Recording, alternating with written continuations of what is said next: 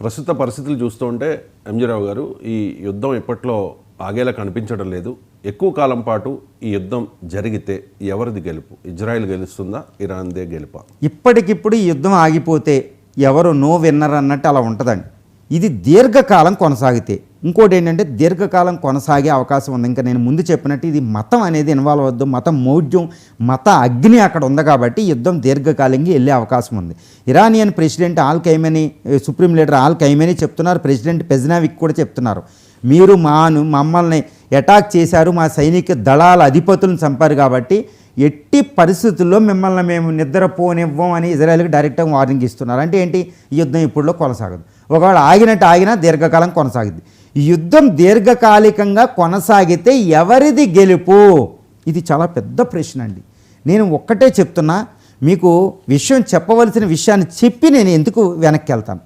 ఈ యుద్ధం దీర్ఘకాలికంగా కొనసాగితే గెలుపు ఎవరిదంటే ఇరాన్ది గెలుపు అవ్వద్దు. ఇప్పుడుకిప్పుడు ఆగిపోతే ఇజ్రాయెల్ది గెలుపు. ఇప్పటికిప్పుడు యుద్ధం ఆగిపోతే కొన్ని రోజుల్లో ఇజ్రాయెల్ది గెలుపు. దీర్ఘకాలికం కొనసాగితే ఇరాన్ది గెలుపు. చాలా స్పష్టంగా చెప్తున్నాను, వినండి. ఇప్పటికిప్పుడు ఆగిపోతే ఇజ్రాయెల్ బలం అలాగే ఉంటుంది. ఇజ్రాయెల్ ఇప్పుడు ఇది అవమానం అయింది కాబట్టి ఇరాన్ నోరు మూసుకుని కూర్చుంటుంది. ఇజ్రాయెల్ అమెరికా కూటమి గెలిచినట్టు. కానీ ఇది దీర్ఘకాలికం కొనసాగితే ఎందుకు ఇరాన్ది గెలుపు అంటే ఇక్కడ ఒక విషయం గమనించాలి. ఇది దీర్ఘకాలికం కొనసాగితే ఇరాన్ వైపు ముస్లిం ప్రజలు దాని వైపు తిరిగిపోతారు. ఇక్కడ ముస్లిం ప్రభుత్వాలు ఉంటాయి. ఏది? ఈ సౌదీ అరేబియాలో డిక్టేటర్ గవర్నమెంట్ MBS సల్మాన్ డైనాసిటీని ప్రజలు కూలగొట్టే అవకాశం ఉంది. UAEలో వీటిలో ఈ ప్రభుత్వాలు ఉంటాయి చూడండి, ఈ ప్రజలే వ్యతిరేకం అవుతారు. ఎందుకంటే అమెరికా ఇజ్రాయెల్ వచ్చి ఇరాన్ ఒక ముస్లిం దేశాన్ని అంత భయంకరంగా నాశనం చేస్తుంటే తర్వాత వంతు ఎవరిది? ఇది సౌదీ అరేబియాతో ఉంటుంది, దీనితో ఉంటుంది.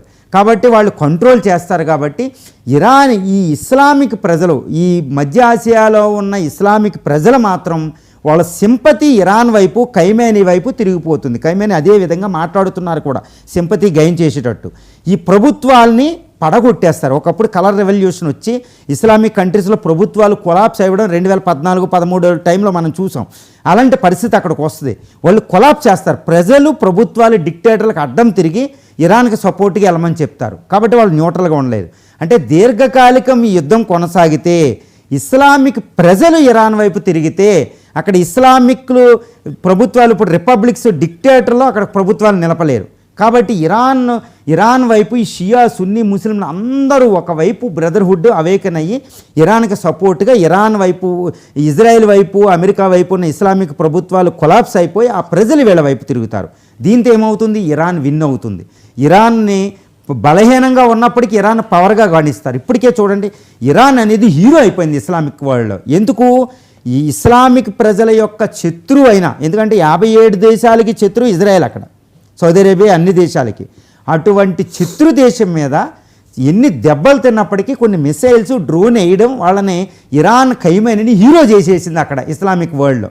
ఇది మనం గమనించాలి జాగ్రత్తగా. కాబట్టి ఆయన బలంగా దెబ్బలు తిన్నాడు. ఇజ్రాయెల్ ఎక్కువ వచ్చింది, ఇజ్రాయెల్కి తిరుగులేదు ఇప్పుడు అక్కడ. కానీ ఇరాన్ వైపు ఇస్లామిక్ ప్రజల సపోర్ట్ వచ్చేసింది. అక్కడ ప్రభుత్వాలు ఎక్కువ కాలం ఉండలేవు. కాబట్టి ఈ దీర్ఘకాలికం ఈ యుద్ధం కొనసాగితే ఇస్లామిక్ డిక్టేటర్స్ గవర్నమెంట్స్ కొలాప్స్ చేస్తారు కలర్ రెవల్యూషన్లో. సో వాళ్ళు న్యూట్రల్గా ఉండకే ఇరాన్ వైపు సపోర్ట్ వస్తుంది. ఇక్కడ సున్నీ షియా అనే ఈ మధ్య ఉన్న అంతరం కూడా మటుమాయమైపోద్ది. ఇప్పటికే సౌదీ అరేబియా ఇరాన్కి వ్యతిరేకంగా వెళ్ళలేని పరిస్థితి వచ్చేసింది. కాబట్టి సున్నీ షియా మధ్య ఉన్న తేడా పోయి ఒకటైపోయి ఇరాన్ వైపు ఇస్లామిక్ వరల్డ్ నిలబడద్ది. అప్పుడు ఇజ్రాయెల్ 57 దేశాల ఇస్లామిక్ వరల్డ్స్తో పోరాడడానికి అక్కడ అమెరికా వచ్చినా ఇక్కడ ఎయిర్ బేసెస్ ఏది ఇప్పటికే ఎయిర్ బేస్లు ఇవ్వడం లేదు. ఇరాన్కి ఎగ్నెస్ట్గా ఇస్లామిక్ ఏ దేశం కూడా ఎయిర్ బేస్లు ఇవ్వడం లేదు ఎవరికి? అమెరికాకి, ఇజ్రాయెల్కి. దాన్ని బట్టి మనం అర్థం చేసుకోవాలి. సో మళ్ళీ ఇరాన్ వైపు ఇటు రష్యా, చైనాలు ఉంటాయి. కాబట్టి ఇది యుద్ధం దీర్ఘకాలికంగా కొనసాగితే విజయం వరించేది ఇరాన్కి. ఇప్పటికిప్పుడు యుద్ధం ఆగిపోతే విజయం వరించేది ఇజ్రాయెల్కి అని మాత్రం విశ్లేషణపూర్వకంగా చక్కగా మీకు చెప్పవచ్చండి.